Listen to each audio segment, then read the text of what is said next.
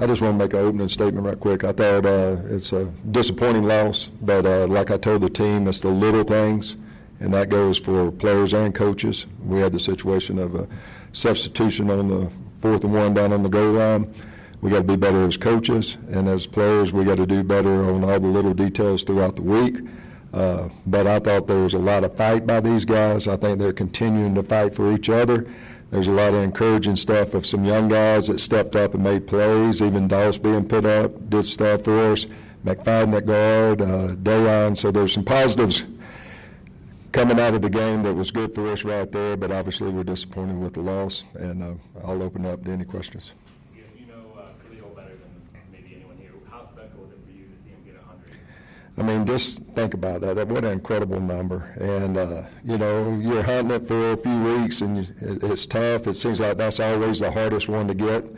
And just so excited for him and his family, and grateful to be a part of it. You've been coaching D-line a long time. Is that, like, how important is that number historically? Like, I know he's the 43rd player ever, but among, like, defensive line people, like, how important is that 100 number for a career? Yeah, I'd put it like pre-steroid era in baseball, the 500 home runs. I mean, that's a landmark number. I mean, you start doing the basic math, you're like, that's crazy. And so just it's a crazy number. I don't know when I got in coaching if I ever thought I'd be a part of something, and grateful that I got to be a part of it. The other thing with Khalil is career high for a single season, 16 sacks in his 10th year, 32 years old. Just this season, I know you've mentioned that, like, Khalil the man. Sure. But in terms of the play on the field, like, what's been the most impressive part of this season that Khalil's put together from your perspective? I think coming back from the foot injury, he played probably not 100% all last year, and to work like he did at the age and the stuff he's accomplished, incredible. But the sacks, you know, are cool, all that, but the way he plays the run, the amount of snaps that he's having to play since Joey's been out, and the willingness to give everything for this team speaks volumes. You mentioned Dayon. We saw him get in for a series. Was that sort of the plan, to get him in a little bit, or what was sort of the plan? Yeah, we wanted to get him out there some. He had a little bit of a tight groin that we had to wrap up, but it was good to see him get some action out there, and hopefully we can increase that and get some numbers going and let him keep growing in that role. So if he was healthier, he would have played the whole second half? No, we went into the game rotating with thinking him and Nick right there. We had some stuff early. We weren't playing as good early. We tried to keep it calm, keep him out of a difficult situation. We were able to get him out there, and he made some plays for us. So I think it's something we can definitely build on. And you mentioned Jordan as well at left guard. Just initial impressions of sort of how he held up in his first strike. Yeah, when you don't hear a guy, it's not on the offensive line. It's a good thing, and he did well. I think he proved he's an NFL player, and obviously a good draft pick for us. So we're excited about him. Hopefully we get Zion back. But definitely with McFadden moving forward, we're really pleased. You were driving toward the time scored, called that safety punt. It just seemed to be like a turning point in the game. Did you have a chance to, see what was your view of that play and what went wrong? Well, early in the game, we were trying to create another possession. We got haven't been great on the short yardage in the run game right there. Going into the game, that's something we spoke about as a staff, that we thought the opportunity was there with the fake, and it didn't hit for us, so that's on me.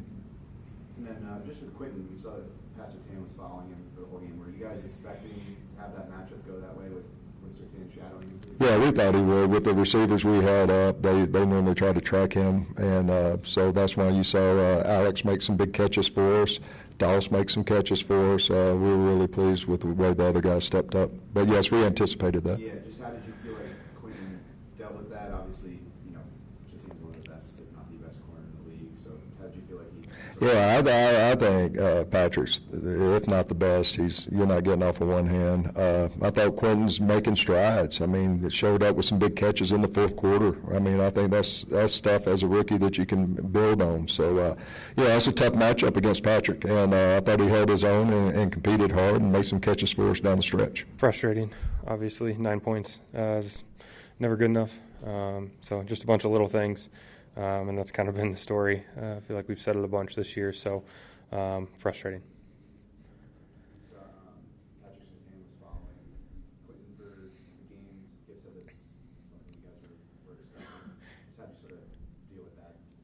Yeah, you've seen it on film. That's what he does. He's a really good player. He's super long and makes things tough. And so he did a good job today.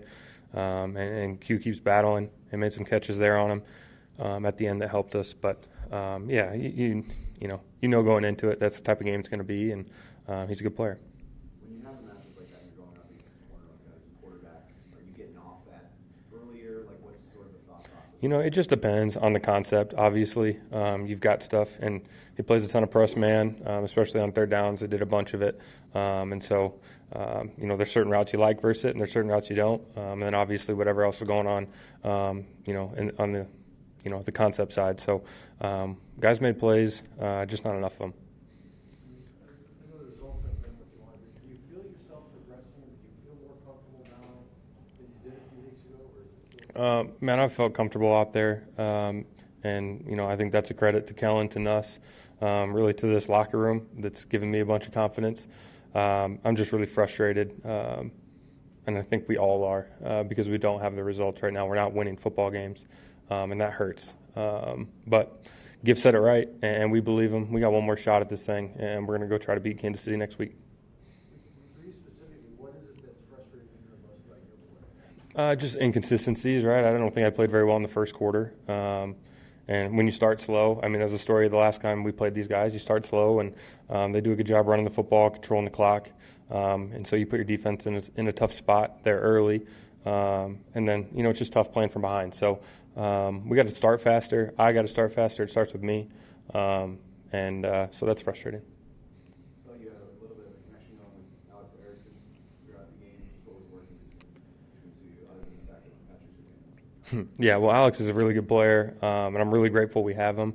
A veteran in that room, I think is really good right now, obviously, with the injuries that we have. He's kind of like that stabilizing, calming force. He can fix a lot of things, and he's seen a lot of football. And so I think he's really good for Q, for Keelan today, for Dede, all these guys that are getting opportunities, kind of stabilizing things. And then, like you said, he's a good player, so he made plays.